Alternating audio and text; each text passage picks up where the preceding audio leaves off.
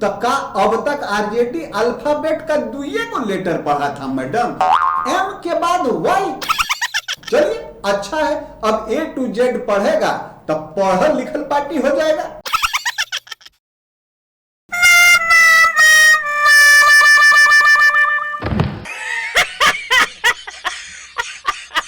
नमस्कार, स्वागत है आपका न्यूज बाइस्कोप में। मैं हूं आसिया।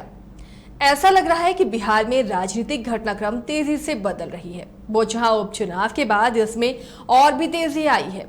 गठबंधनों के बीच बारीक रेखा दिखने लगी है। इन्हीं सब पर बातचीत करने के लिए हमारे साथ हैं बेतुकी बातें करने वाले सर, जो अपनी बकवास से सामने वाले का खा जाते हैं। सर, नाम तो आप सब जानते ही हैं, ये है महाशय लाल बुझक्कड़। क्यों जी लाल बुझक्कड़, आज तो आपका परिचय पूरी इज्जत से कराया ना। इज्जत का तो पता नहीं मैडम, अब पूरा आप कही का उ भी हम बूझे नहीं, पर आप जी दो बेर सर बोली ना, अब फेनु प्योर हिंदी में उका कही हाँ महाशय, एकदम में से मन गदगदा गया। वीआईपी वाली फीलिंग आई क्या? मैडम जी ई का आप तो एक बैगे को शादी यहाँ से भगावे का प्लानिंग है का?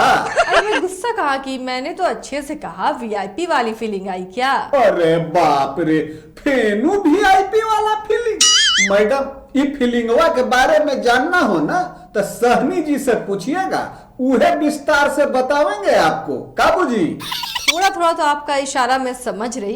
वैसे ये ठीक है कि मुकेश सहनी को मंत्री पद गंवाना पड़ा, लेकिन बोचहा उपचुनाव के बाद बहुत कुछ बदला है। बहुत कुछ नहीं बदला है मैडम, हमको तो लगता है ना कि बोचहा उपचुनाव में तो इतिहास रचा गया है। क्या इतिहास रचा गया? अरे मैडम, बोचहा में सब मेन पार्टी सब जीत गया। आज तक हुआ था का ऐसा? अंग्रेजी में बोले तो नयका हिस्ट्री मेड मैडम। क्या बकवास कर रहे हैं? अरे बोचहा में आरजेडी के प्रत्याशी जीते हैं। तो अबीर गुलाल सहनी साहब काहे लगा रहे थे? लड्डुओ खा रहे थे, हम खुद टीवी पर देखे हैं मैडम। अरे बाबा, वो तो इसलिए कि एनडीए से निकाले जाने के बाद उनकी प्राथमिकता थी कि बीजेपी बोचहा में ना जीतने पाए और इसमें वो सफल रहे। जानते हैं मैडम, बीजेपी के एक नेताजी के हम ये कहते सुने थे कि उनकर उद्देश्य ये था कि सहनी जी एनडीए से बहरे हो जाए, और वो कर भी दिए गए। उनकर बाहर होखे से वो नेताजी बहुत खुश हैं। तक कुल मिला के तीनों दल खुश है मैडम। यह सब बात पर कुछ याद आ रहा है, कहिए तक कहें। अच्छा, आपको क्या याद आ रहा है? एक डायलॉग है मैडम, हालांकि डायलॉगवा तो शाहरुख खान साहब बोले थे, पर जी जो है ना सहनी साहब रहे हैं, उसको जी रहे हैं। मैं समझी नहीं, कौन से डायलॉग की बात आप कर रहे हैं? उहे वाला मैडम। हाँ? मैंने तुमसे पहले ही कह दिया था कि कभी कभी जीतने के लिए हारना भी पड़ता है, और हार कर जीतने वाले को बाजीगर कहते हैं। तो मैडम दुनिया माने न माने, वो तो अपने आप को मान लिए ना, बाजीगर ओ बाजीगर। वैसे ऐसे संकेत मिल रहे हैं कि मुकेश सहनी और चिराग पासवान को राजद अब अपने गठबंधन में लाने का प्रयास करेगा। अगर ये हो रहा है तो बिहार के बड़ बड़ नेताजी लोग का आभार प्रकट कीजिए मैडम। वो क्यों भला? यह से मैडम कि बिहार के नेताजी लोग जो है ना, उन लोग सबके जीवन जिए का कला सिखा रहे हैं। वो क्या? देखिए, हाँ? पहले बोचहा के रिजल्ट हम लोग के क्या सिखाया?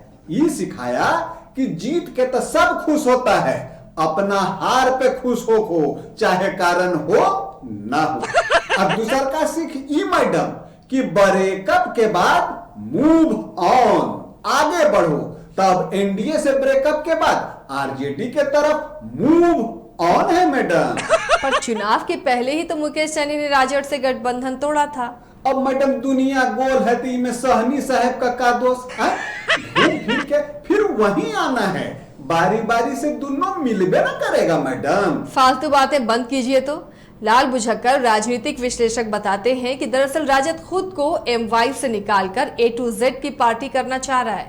माय गे माय, तब का अब तक आरजेडी अल्फाबेट का दुइये को लेटर पढ़ा था मैडम, और वो भी बिना सीरियल के, एम के बाद वाई। अरे भाई, एम के बाद एन होता है। चलिए अच्छा है, अब ए टू जेड पढ़ेगा तब पढ़ल लिखल पार्टी हो जाएगा। अरे ये पढ़ने वाला MY या A to Z नहीं है, ये राजनीतिक समीकरण है। A to Z मतलब सभी की पार्टी। पर लोग सब तक कहता था मैडम कि लालू जी के पार्टी है। सच में आपको समझाना दिल्ली पैदल जाने के बराबर है। मैडम दिल्ली से याद आया कि कुछ लोग कहता है कि अगर तीर निशाने पर लगा तो वो दिल्ली जा सकते हैं, वो भी गरिमामय तरीके से। बाबूजी इशारा तो आपका समझ रही हूँ। तब मैडम हम तो यह कहेंगे कि इशारों को अगर समझो तो राज के राज रहने दो। काबूजी कुछ भी नहीं। वैसे आपको पता है, बोचहा उपचुनाव के परिणाम के बाद जीतन राम मांझी की पार्टी और JDU नेता उपेंद्र कुशवाहा गठबंधन में कोऑर्डिनेशन कमेटी की मांग कर रहे हैं। मांझी जी के मांग वाला बात तो समझ में आता है मैडम, पर Kushwaha ji just for confirmation madam, सरकार तो JDU के ही नेतृत्व में है ना मैडम।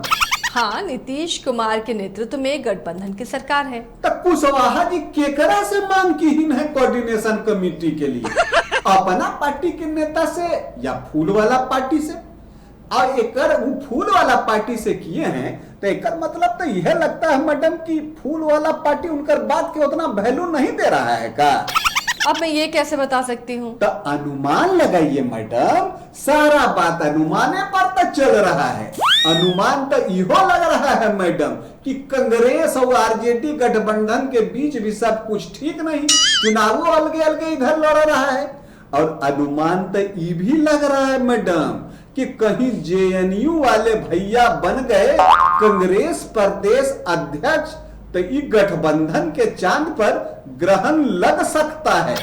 सब गठबंधन में लफड़ा है मैडम। काबूजी आपकी बातें आप ही बुझे लाल बुझक्कड़।